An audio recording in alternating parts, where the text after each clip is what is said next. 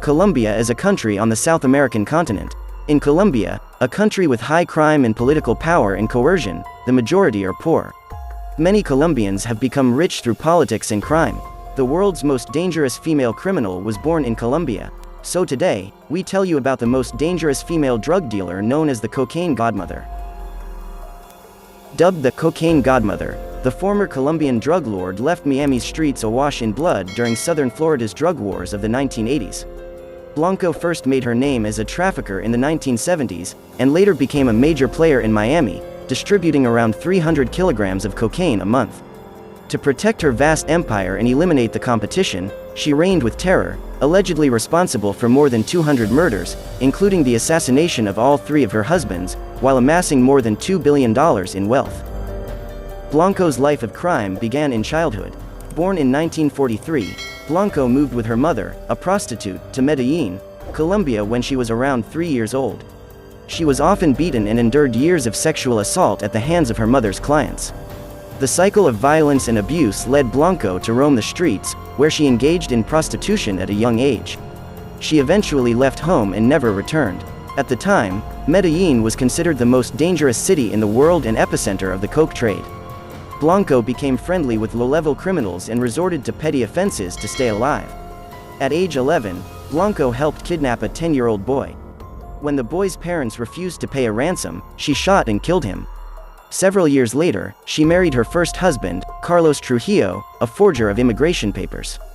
They had 3 sons together, Osvaldo, Uber and Dixon, but the marriage fell apart. It is believed Blanco had Trujillo murdered in 1970. Blanco's first foray into big crime came when she met her second husband, a drug trafficker named Albert Bravo. They moved to New York in the early 1970s and began smuggling cocaine into the United States. When it came to building her empire, it cannot be argued Griselda wasn't creative in her techniques. Part of her drug smuggling operation involved creating custom-made lingerie to carry packets of cocaine. In 1975, Blanco suspected Bravo had stolen money out of the business and killed him in a shootout. His death earned her another nickname, the Black Widow. With Bravo out of the picture, Blanco was in full control of the enterprise, free to rule as she saw fit. For several years, Blanco continued running the business from Colombia. At one point, she allegedly smuggled cocaine into the U.S. on a ship named Gloria, a vessel the Colombian government had sent to take part in America's bicentennial celebration in New York Harbor.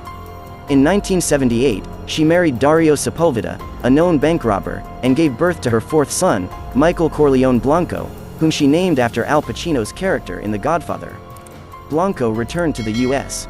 in the late 1970s, establishing a new operation in Miami.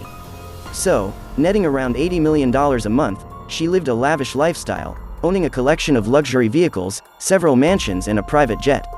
Griselda is said to have a love for the finer things, living in a 6-bed palatial mansion in Malibu and buying a penthouse in Florida. She reportedly bought diamonds from the First Lady of Argentina, Eva Perón, commissioned a bronze sculpture of herself, and owned a tea set that had once belonged to the Queen. Griselda reportedly also had a love of sex, known for holding regular orgies and drug-fueled parties.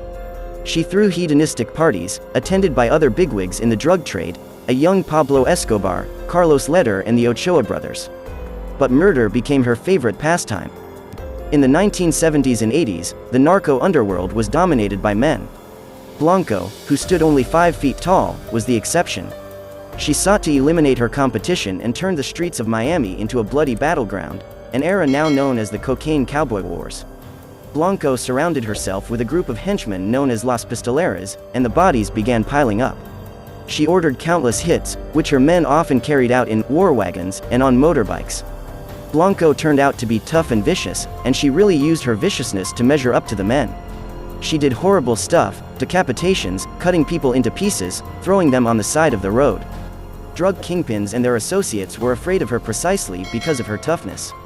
Officials suspect she was involved in at least 250 murders, both in Colombia and the US, but that number could be much higher. Blanco later had Sepulveda killed after he fled the United States with their son. On February 17, 1985, Palombo and fellow DEA agents arrested Blanco at her home in Irvine, California.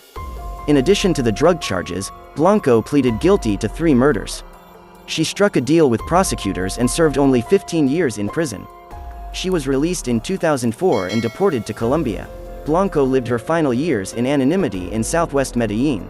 In 2012, at the age of 69, the former godmother was gunned down outside of a butcher shop by an assassin on a motorbike. So, however, no matter how many luxurious lives are made by committing crimes and earning money, in the end you will inevitably die a horrible death. For more interesting facts, stay with us, subscribe and turn on the notification by simply tapping the bell icon and selecting all. See you soon with a new video.